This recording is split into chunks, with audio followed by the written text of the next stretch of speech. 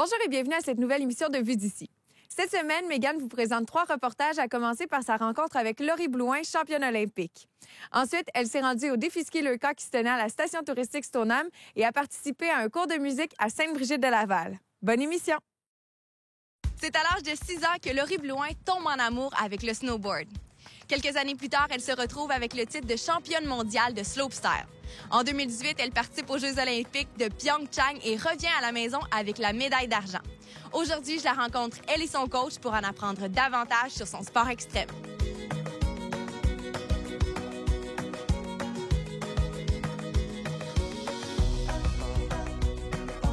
C'est quand que ça a commencé ton aventure avec le snowboard? Ça a commencé à l'âge de 6 ans. Je suivais toujours mon frère, qu'est-ce qu'il faisait dans tout ce qu'il essayait. Donc, dès qu'il essayait le snowboard, moi, c'était sûr, fallait que je le suive puis je l'essaye. Et toi, dans ton cœur de petite fille de 6 ans, est-ce que tu avais pensé un jour de faire de ta passion une carrière? Pas du tout. Je veux dire, j'ai commencé tout en ayant du plaisir, puis j'ai encore du plaisir à le faire. Je veux dire, j'aime l'adrénaline que ça me donne quand je suis en haut d'un big air ou en haut d'un course. C'est un méchant bon feeling. La préparation aux Olympiques, c'est beaucoup d'entraînement. Depuis quand est-ce que tu te pratiques pour participer aux Olympiques de 2018? Quand les premiers Olympiques sont arrivés en 2014, j'étais un petit peu trop jeune. C'est comme arrivé vraiment vite. Donc, j'ai pas pu les faire. C'est à partir de là que j'ai travaillé pour justement améliorer mes trucs. Puis, ce qui est en 4 ans, on se dit c'est dans longtemps, mais ça passe vraiment vite en même temps. L'an dernier, en 2017, tu es allé faire les try-outs pour le Big Air en Corée, mais il n'y avait pas le parcours de slopestyle. Comment est-ce qu'on reproduit ça durant notre entraînement pour être en mesure d'effectuer correctement le parcours rendu aux Olympiques? Dans le fond, souvent, ils vont sortir les plans sur Internet. Puis avec ça, moi puis mon coach Max, on a pu se créer une run puis se faire des possibilités qui étaient possibles. Mais c'est toujours difficile de planifier ma descente avant parce que tu vois pas en vrai. T'sais, en vrai, c'est toujours un petit peu différent là, de comment que tu vas approcher le rail, ou ça dépend si c'est à l'aise ou non. Donc, c'est sûr, c'est possible de planifier quelque chose puis se dire, OK, peut-être que ça pourrait être possible, mais c'est rendu là-bas de vraiment essayer ce que tu avais planifié. Là. Et c'est un gros entraînement à aller aux Olympiques, autant physiquement que mentalement. Combien de fois par semaine est-ce que tu t'es préparé avant d'y aller? J'irais, mettons, l'été, je devais y aller 4-5 fois semaine, en plus du airbag à travers ça, en plus de la trampoline. Je suis quelqu'un de quand même assez sportif, donc je mélangeais pas mal plein de sports à travers ça. Puis non, c'est ça. Puis l'hiver, on y va environ... on y va à chaque jour après avoir ridé, mais c'est plus s'étirer, faire de la mobilité, vraiment tout relâcher les muscles. Corée 2018, c'est tes premiers Jeux olympiques. Quand tu as mis le pied là-bas, est-ce que tu pensais revenir au Québec avec une médaille d'argent?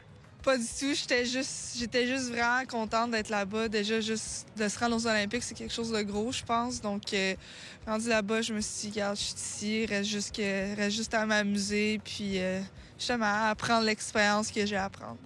Comment est-ce que ça s'est passé, ton retour, quand tu as été accueilli ici, les bras ouverts à la maison, avec ta médaille d'argent?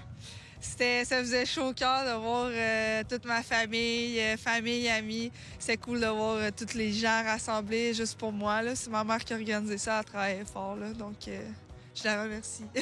Un athlète de ton calibre, ça se doit d'être toujours entraîné, même l'été. Comment est-ce que vous fonctionnez pour l'entraînement à cette période-là de l'année? Donc, ça, l'été, on peut utiliser l'airbag. Chez Maximé, c'est un dry slope. C'est comme un pot rando. Donc, je m'entraîne là-dessus, puis on atterrit sur un airbag qui est comme l'atterrissage du Big Air.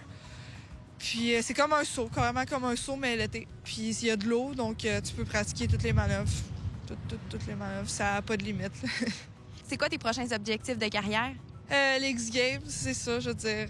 X-Games, U-Tour, US Open, c'est possible. Donc, ça va être ça, mes prochains objectifs. Et est-ce que tu as l'intention de répéter l'expérience aux Jeux olympiques dans 4 ans? Oui, j'espère. Je veux dire, c'est encore dans longtemps. Donc, pour l'instant, je mets pas trop ma tête à ça. C'est sûr que c'est un objectif, mais je focus plus sur qu'est-ce qui est plus proche, donc les X-Games, le US Open, toutes ces compétitions-là. Donc, non, mais c'est sûr que c'est un objectif, là, encore. Si les gens veulent continuer à suivre ton aventure, les prochaines compétitions auxquelles tu vas participer, où est-ce qu'ils peuvent le faire? Sur Instagram, Laurie Blouin 1. Sinon, sur ma fanpage Facebook, Laurie Blouin, ou sur Twitter, Laurie Blouin. Ben merci beaucoup, Laurie, puis on te souhaite bonne chance pour tes futures compétitions. Merci.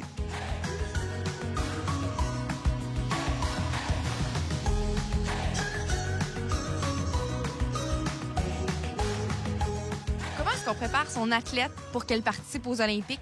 Premièrement, c'est dur de dire si l'athlète va aller aux Olympiques. Quand on commence à voir qu'il y a un potentiel, là, ça devient plus sérieux.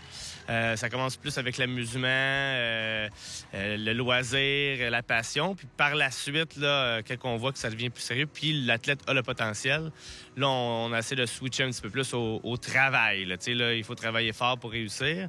Donc, entraînement physique, entraînement avec les physios, des psychologues sportifs. Donc, c'est la grosse affaire, là. Il y a vraiment beaucoup de monde qui sont impliqués là-dedans. Comment est-ce que ça s'est déroulé pour Laurie, le processus de sélection pour les Olympiques? C'est un processus de pointage. Donc là, il faut que tu fasses les Coupes du monde, tu fais toutes les compétitions, tu fais le circuit de compétition dans un sens, tu accumules des points, puis après ça te donne ton classement canadien. Il faut que tu sois dans les 4 meilleurs et ou dans les top 30 mondiales pour accéder aux Jeux olympiques. Quand vous avez su que Laurie partait aux Olympiques, vous n'avez pas pu la suivre. En tant que coach, comment est-ce que vous avez pu suivre le parcours de Laurie directement de Québec jusqu'aux Olympiques? Mais au début, je suivais les athlètes dans toutes les compétitions. Par la suite, quand j'ai ouvert mon centre, il a vraiment fallu que je me concentre là-dessus. Donc, je coach à la maison.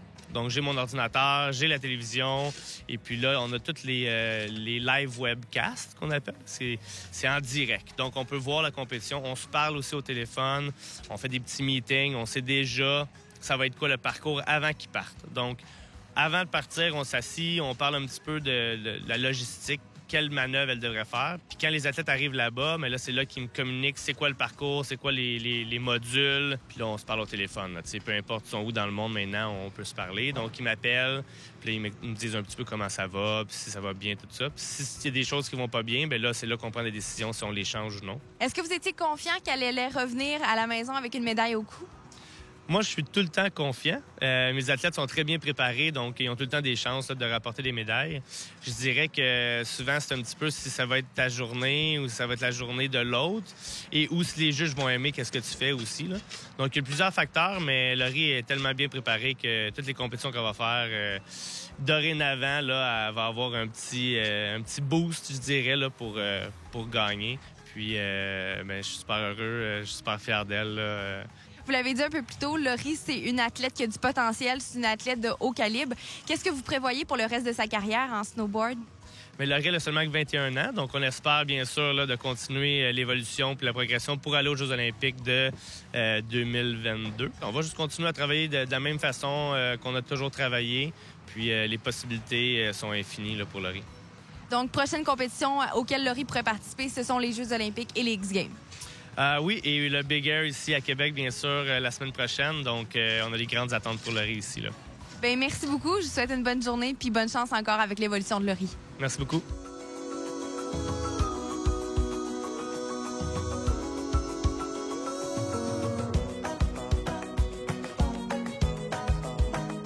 Laurie Blouin est loin d'être à sa dernière descente en snowboard. L'athlète qui a remporté la médaille d'argent aux plus récents Jeux olympiques de Pyeongchang en slopestyle participera sans doute aux Jeux olympiques de 2022.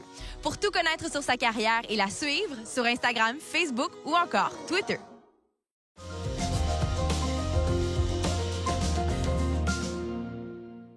Cette année marque la 10e édition du défi Ski Le Camp à Stoneham. Ce sont des centaines de skieurs et familles qui viennent dévaler les pentes pour soutenir les jeunes atteints de cancer.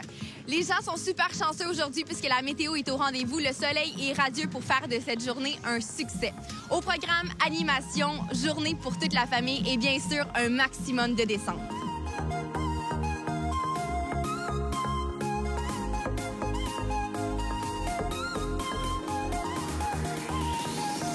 Qu'est-ce qui fait en sorte qu'année après année, vous voulez répéter l'expérience? En fait, c'est un événement festif, convivial, où ça s'adresse à tous les groupes d'âge. Pas besoin d'être un grand sportif, c'est une descente à l'heure simplement. Et l'idée, c'est de se rassembler autour d'un projet commun qui est le projet commun pour cette journée-ci, c'est le camp, pour poursuivre notre mission, nous aider, nous accompagner. Au niveau de l'inscription, comment est-ce que ça fonctionne? En fait, on s'inscrit par Internet au www.defiski.com. C'est simple, un profil est créé. On peut envoyer ça à tous nos contacts et les gens peuvent donner. Donc, c'est très convivial. Et aujourd'hui, on accueille à peu près presque 700 personnes. Donc, c'est vraiment une belle journée pour la 10e édition. Au niveau de votre objectif, l'an dernier, vous aviez ramassé plus de 200 000 $. Cette année, c'est quoi votre but? Bien, c'est sûr qu'on aime toujours dépasser les objectifs précédents, mais en même temps, toutes les sommes sont importantes pour le camp puisque le camp est non subventionné par les gouvernements. Donc, la survie de le camp est par le biais des activités de levée de fonds qu'on organise. Alors, tous les dons sont importants à le camp. Et donc, bien, on espère bien au moins atteindre le 200 000 $. En plus des gens qui descendent aujourd'hui, qui dévalent les pentes, est-ce que vous avez une autre programmation? Pendant l'année, c'est sûr qu'il y a le défi tête rasée qui va approcher au mois de mai, juin. Donc, on invite les gens aussi à participer. C'est un geste de solidarité important pour les familles atteintes de cancer. Et il y a plusieurs activités tout au long de l'année. En visitant le www.lecamp.qc.ca, toutes les informations pour les 9 bureaux régionaux s'y trouvent. Aujourd'hui, la journée ne serait pas possible sans les bénévoles. Comment est-ce que vous en recensez aujourd'hui? 100 personnes, 100 bénévoles sont présents avec nous aujourd'hui pour assurer le maintien de l'activité, à s'assurer aussi que nos participants sont choyés, sont privilégiés, sont bien traités. Nos bénévoles sont précieux pour le camp, que ce soit ici, pour la région de Québec ou ailleurs. C'est plus de 40 000 heures de bénévolat, plus de 10 000 bénévoles par année qui vont graviter autour de le camp. Et sans eux, ce serait impossible pour nous de tenir autant d'activités, mais aussi de poursuivre notre mission. Stoneham s'implique depuis un bon nombre d'années. C'est quoi l'importance que vous accordez à la station touristique de Stoneham? En fait, c'est notre principal partenaire dans le cadre de l'activité du défi ski. Ils sont l'hôte de l'événement depuis les débuts. Ils nous ont accueillis chaleureusement la première année et ça depuis 10 ans. Ce sont des gens qui sont très généreux puisque les billets de ski pour tous les participants sont offerts gracieusement, ce qui nous permet pour cette journée-ci de recueillir un maximum de dons qui va être remis aux enfants atteints de cancer et leurs familles. Donc, sans leur générosité, sans leur implication, ce serait impossible pour nous de tenir cet événement-là. Je pense que c'est un partenariat qui risque de durer longtemps. C'est notre souhait. Bien, je vous remercie et je vous souhaite une super belle journée, malgré le froid, mais on a le soleil qui est là pour nous réchauffer. Merci beaucoup.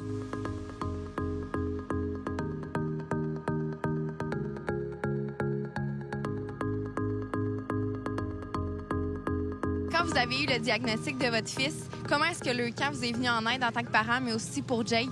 Quand on apprend qu'un de nos enfants ou notre entourage proche est touché par la maladie, en tant que parent, comment je le vois, c'est comme si un camion te rentrerait dedans, t'entends plus, puis c'est comme le camp agit vraiment comme la bouée de premier secours, on pourrait dire, dans ce gros océan-là qu'on connaît pas.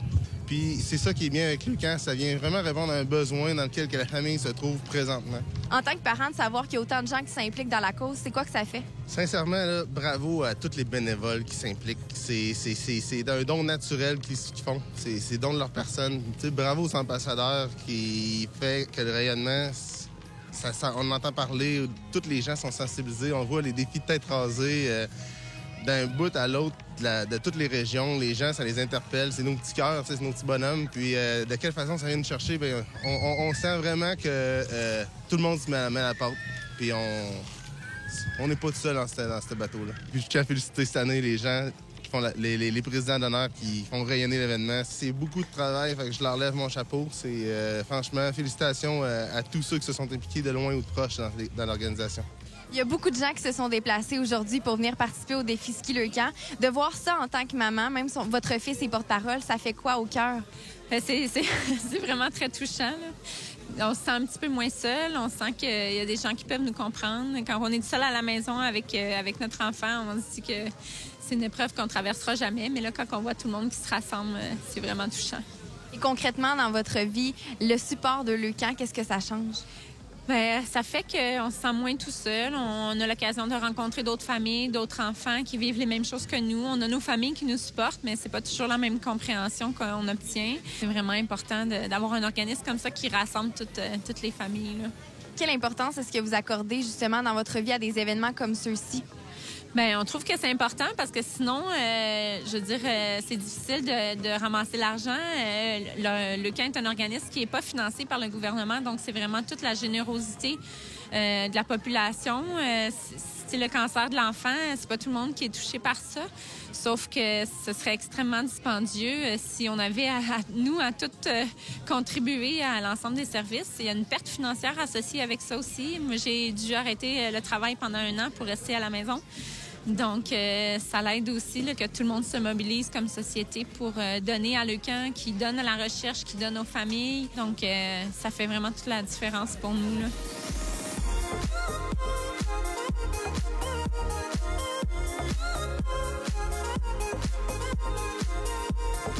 Est-ce que c'est la première année que tu t'impliques au défi ski leucan en tant que bénévole? Oui, c'est ma première année, puis j'aime vraiment ça. C'est vraiment le fun. Tout le monde est vraiment gentil, puis c'est vraiment beau de voir comment il y a beaucoup de monde qui essaye d'aider pour une aussi belle cause. Est-ce que vous avez l'intention d'être bénévole encore l'an prochain? Probablement que oui. Si on ne forme pas une équipe de skieurs, c'est sûr qu'on revient en tant que bénévole, mais si c'est pas pour la journée même, ça va être dans les journées avant parce qu'ils ont besoin de beaucoup de gens, là. On le fait pour vraiment tous les enfants qui sont malades. Puis aussi pour un de nos amis, là, Nicolas Viel, que ça fait quelques années qu'il est décédé du cancer. Puis on skie pour lui. À chaque année, on vient ici pour ça, là.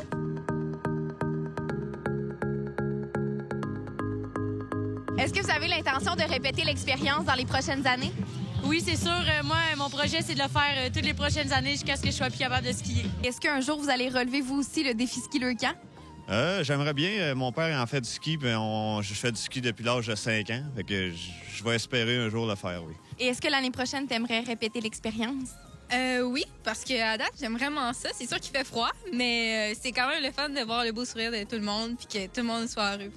C'est vraiment comme une belle occasion, mettons, de prendre le temps de réfléchir à la cause puis de penser aux gens qui ont moins de chance que nous. Donc, moi, vraiment, j'ai envie de perpétuer l'expérience pendant longtemps.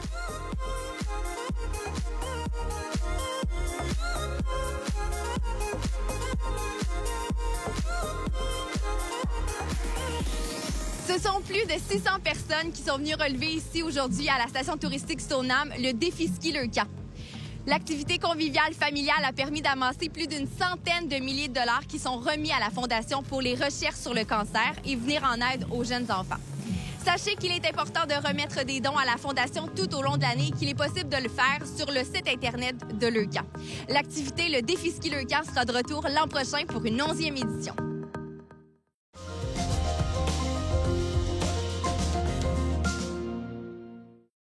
L'École de musique Nova Muse offre ses services déjà depuis plusieurs années aux gens qui désirent apprendre la musique sous toutes ses formes, de la composition à l'interprétation jusqu'au spectacle. Aujourd'hui, je m'entretiens avec les propriétaires pour en apprendre davantage sur leur école.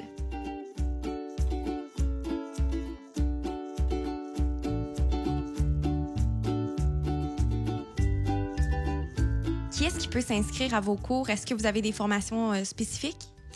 Tout le monde peut s'inscrire à nos cours. En fait, on a aussi jeunes que 3 ans et demi qui viennent prendre des cours, jusqu'à des retraités. Sous quelle forme est-ce que vous offrez les cours? Est-ce que c'est des cours individuels, en groupe?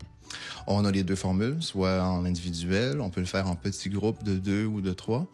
Des amis, parents-enfants, beaucoup qui vont le faire pour avoir un temps en famille aussi. Vous enseignez déjà depuis quelques années. Qu'est-ce que vous aimez le plus d'enseigner à des tout-petits? J'aime enseigner en général. J'aime beaucoup les voir comprendre quelque chose, en fait. Ce qui est merveilleux, c'est quand ils réalisent enfin un concept que j'essaie de leur montrer depuis le début du cours, depuis quelques semaines, puis que là, subitement, ça marche. Et là, ils sont capables de jouer la pièce qu'ils voulaient jouer ou de passer au travers le passage qui avait des difficultés. Ça, c'est un bon moment d'enseignement. Vous avez des grosses cohortes, 66 élèves. Est-ce qu'éventuellement, vous aimeriez engager d'autres professeurs ou vous voulez continuer les 2? Éventuellement, ça serait intéressant d'engager d'autres professeurs. On a une philosophie d'entreprise qui est très, très axée sur la relation personnelle avec l'étudiant, l'élève et le parent. Donc, ça prend des gens qui entrent dans cette philosophie-là. Ça prend des gens qui ont une bonne formation aussi, parce qu'on a tous les 2 une bonne formation. On veut garder ce standard de qualité-là pour nos élèves. Au niveau des équipements, des instruments, est-ce que c'est les vôtres ou vous avez des commandites pour faire en sorte d'avoir autant d'instruments? Ce sont nos instruments accumulés au fil des années. On a acheté beaucoup de choses pour l'école. On a investi dans l'achat d'équipements pour l'école quand on a ouvert ici. Est-ce que Novamuse offre des camps d'été ou des formules un peu comme celle-ci? On a 3 semaines de camp d'été qui s'en vient l'été 2018. C'est les 2 premières de juillet et la 3e d'août. Donc, mais oui, on a 2-3 fois une semaine de camp. Et qu'est-ce que vous offrez pendant ces semaines? C'est des camps de jour. En fait, on fait beaucoup de musique. On peut s'inscrire à un instrument ou à une formule plus touche-à-tout. Si on s'inscrit à un instrument, on va avoir une période de pratique par jour. On va avoir des cours de musique. On joue dehors. Évidemment, c'est un camp de jour. Donc, on a une grande cour. Il y a des parcs pas loin. On fait plein d'activités. Et à chaque semaine, ça ressemble à quoi l'horaire de Novamuse? On travaille généralement entre 2h30 et 9h le soir. On place là-dedans les élèves selon leur disponibilité et leurs préférences. Et si les gens veulent s'inscrire ici pour apprendre un instrument ou encore apprendre le chant ou faire partie du groupe vocal, où est-ce qu'ils peuvent retrouver l'information? Novamuse.com, c'est le meilleur endroit pour nous rejoindre.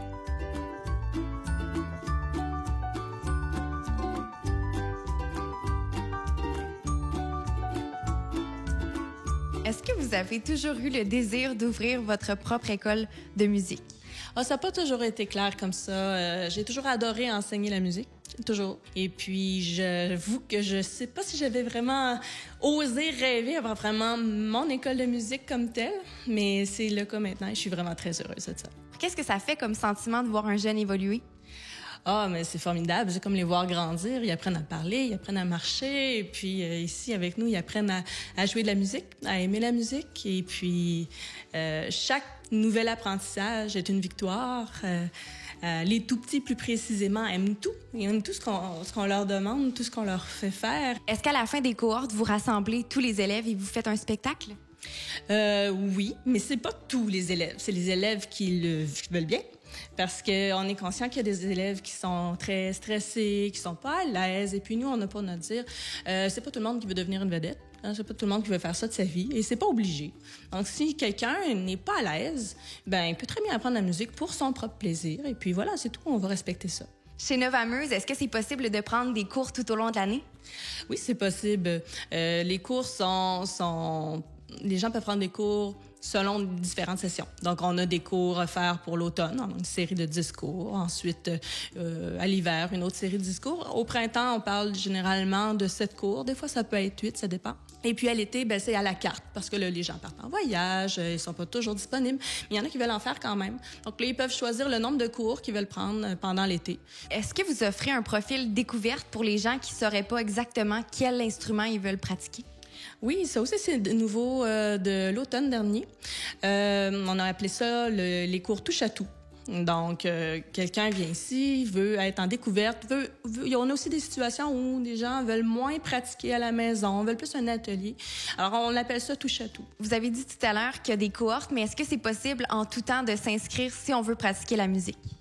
Certainement, il s'agit de nous contacter. Alors, en fonction de l'horaire, l'horaire a déjà été établi. On s'entend, on ne va pas déplacer les horaires des personnes qui sont déjà là dans l'horaire.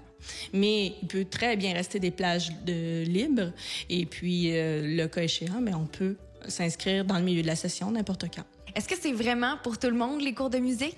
Oui, c'est pour tout le monde. Moi, je le pense. Du moment que l'intérêt est là, c'est pour tout le monde. Nous, on est aussi ouvert aux gens qui ont des besoins particuliers, qu'on a un élève qui est autiste, on a un élève qui est trisomique, par exemple. J'en ai eu par le passé qui avait d'autres besoins particuliers. On a plusieurs cas d'anxiété quand même assez importants aussi. Et on n'a aucun problème avec ça. Ça se travaille bien ici avec nous parce qu'on fait du 1 à 1 généralement. Ou au pire, ils sont 2. Merci pour votre accueil chaleureux dans votre demeure et dans votre école de musique. Je vous souhaite bonne chance avec la suite des choses. Merci beaucoup.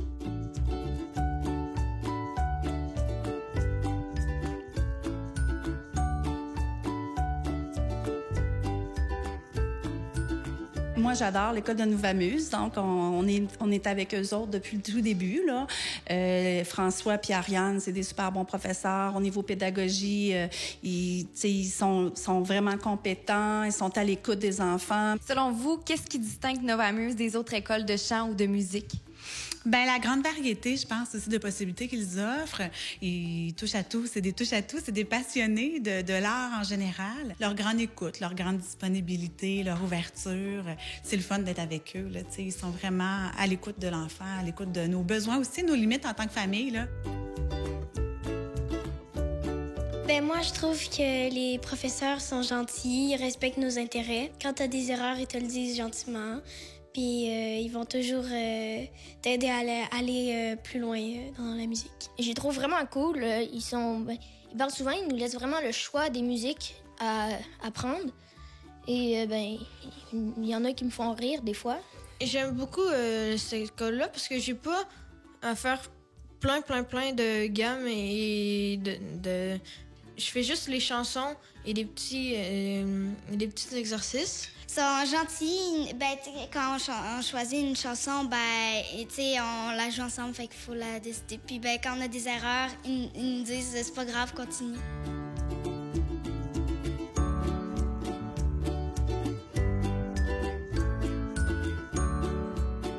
C'est près d'une 50aine d'élèves qui forment les cohortes ici chez Novamuse. Si vous aussi vous avez envie d'apprendre la musique sous toutes ses formes, composer, chanter ou jouer, rendez-vous sur le site internet de Novamuse ou sur leur page Facebook pour de plus amples détails.